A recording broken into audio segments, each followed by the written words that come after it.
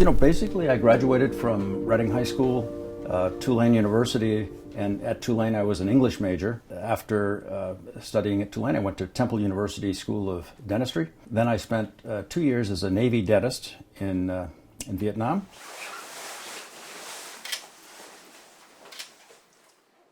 Yeah, this is where I work. I like everything.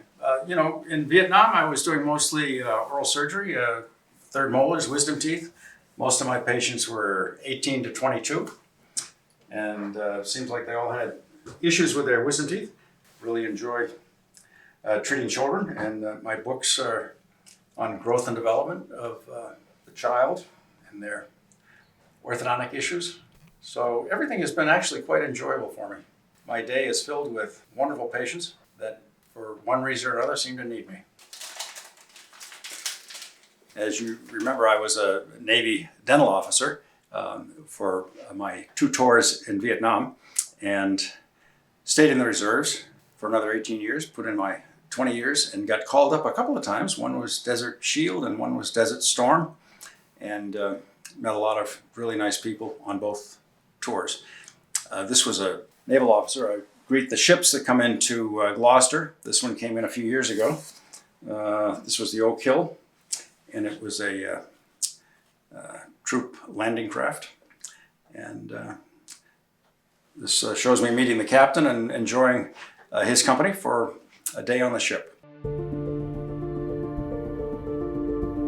I can tell you one thing about those Vietnamese guys: hardworking and bright. I had a very good experience over there. And my first associate back when I came back from Vietnam was a Vietnamese dentist. After treating my patients for years, I like to get to know them a little bit. So I would ask them questions and ask them what they know about certain things. And when I'd ask about the Holocaust, I'm not sure if they learned it in history or in civics, or they didn't seem to have a good knowledge of civics or history. So about 1 out of 10 of my patients had a little bit of knowledge about the Holocaust. They said it's something with Jewish people in Germany. So it got me thinking about writing a book on the Holocaust. But I wanted it to be interesting. When you're treating patients, I like to get to know them a little bit in a little back and forth conversation. And most of my patients are high school students. But as I'm talking to my patients, it's amazing how little they knew about history. But I wanted to write about the Holocaust, but I wanted to make it interesting for them. And it's hard to take a subject like the Holocaust and make it interesting without making it a novel. So we made a novel about the Holocaust. And my 2 protagonists, Jens and Ezekiel, both born in Dusseldorf. And Jens had a problem. His mother was 5'11", which is very tall for a Jewish lady in Germany in the 1920s. His dad was 6'5". Through this accident of birth, poor Jens was a big guy. In the 1st grade, he could hardly get into his desk. And a lot of kids made fun of him. When he got into the first grade of school, his classmate, Ezekiel, was the only friend that he had that didn't make fun of his size.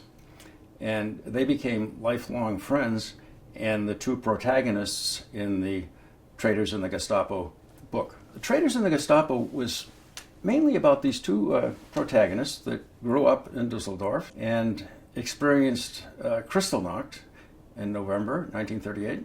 So they grew up in this era of increasing discrimination.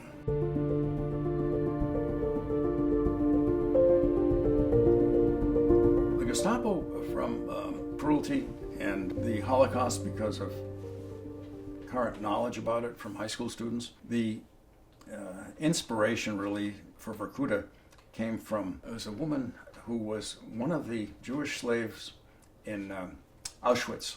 She wrote a book about this 16-year-old girl who was the sex slave of the person who ran the camp. After the war, many of the other prisoners spoke against her because she was offered a lot of perks, warm clothes in the winter, better food, and the prisoners didn't like that. So after the war, the Russians captured her and brought her to Barracuda, where she sustained another 10 years of degradation and rapes.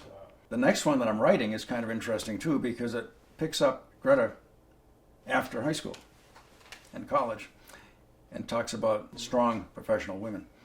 And because She has endured atrocities, rapes and beatings and all sorts of things from the Nazis, as did her friend Kasia and her mother Adia. It has to be accurate because the protagonists are made up. It's a novel. But all of the events and the actual footnotes are accurate, because if you're not accurate, it doesn't make any sense. People don't understand what's going on if you just make everything up. This book really, I asked someone at the high school, read it, and they said, look, she was a teacher, I thought it might be too much sexual content for the high school students. She said, no, this is nothing but what's going on at the high schools all across the nation. That was kind of a revelation for me. But if they get interested in it and read it and learn about the Holocaust, I'm okay with that.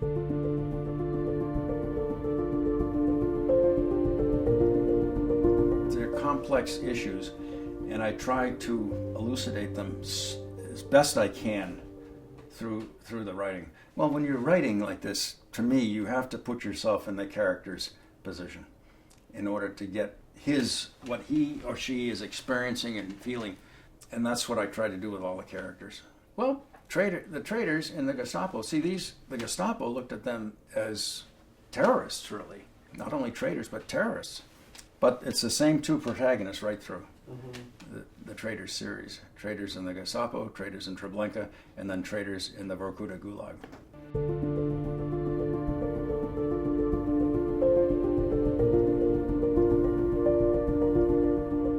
Historical tragedies happening every moment of every day here. You look at Palestine, you look at Jerusalem, you look at the Ukraine. Interestingly enough, the Russians bombing Kiev. There's a lot of anti-China segments right now in the news, whether it's tariffs or the Chinese people are either smarter than us or they're trying to get our technology. I mean, there's a lot of anti-Chinese rhetoric. If you go back to 1939, it was flyers from America who built the Chinese Air Force, helped it develop. The Chinese were being attacked by the Japanese. The Japanese had taken all the coastal areas. You've heard of the Rape of Nanking? Mm-hmm. They've taken all of the coastal areas of China. Claire Chennault was a retired Air Force general who built up a group of flyers that flew for the Chinese Air Force. And they kept the Burma Road open, which was their only source of supplies in the 1939, because the Japanese had taken all their coastal cities and they couldn't trade. So we were best of friends with the Chinese back then. We were building their Air Force, and we should be best of friends now. This ridiculous tariff wars or discrimination, whether it's against the Jews, whether it's against the Chinese, whether it's against the Palestinians, the Africans. I mean, if you understand history, sometimes it helps with your understanding of discrimination. If someone criticizes my books because there's too much sex and violence, I can understand that. There is a lot of sex and violence. If that gets students from the high school to read it and they learn about history, yes. So far so good. And if somebody wants to criticize the books because they think I'm a disgruntled Jew, it's okay. But if they read the book, of course they would think otherwise. But as I mentioned, my spiritual home is in the Congregational Church over in Lanesville, and I'm not a disgruntled Jew, and I'm not anti-German. I hope these books will help people understand what discrimination can lead to.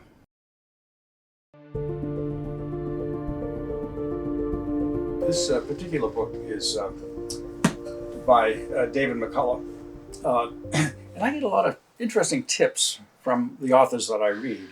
David McCullough is one of the best historical writers that I know, and this one is about the creation of the Panama Canal between 1870 and 1914, and all of the trials and tribulations that we went through, and that the French went through. It's interesting that the French used to think that if you put a cup of water under the four posts of your bed, it would keep the ants from getting on you at night. Unfortunately, it was also a wonderful breeding ground for mosquitoes, and many of them died from yellow fever, which was one of their biggest hindrances in developing the canal. So, trying to prevent you from getting ants on you, but fostering the development of mosquitoes. Not a good trade-off. You can learn a lot from different genres and different writers. So I like this book because it has a lot of accurate history. involved and written in such a way that it makes it interesting to read. Interestingly enough, people seem to enjoy the books for the most part. I mean, I hope people worldwide can read them. The one I'm writing now talks a little bit about the Chinese Air Force and Claire Chennault, who built it, and a little bit about our most famous sea battle, which was in June 4th, 1942, at the Battle of Midway, which changed the whole complexion of the war. Now the Japanese were fighting a defensive war. The Pacific Ocean was the Japanese lake, as far as they were concerned, wow, after Pearl Harbor. And we surprised them and sunk 4 of their mainline carriers.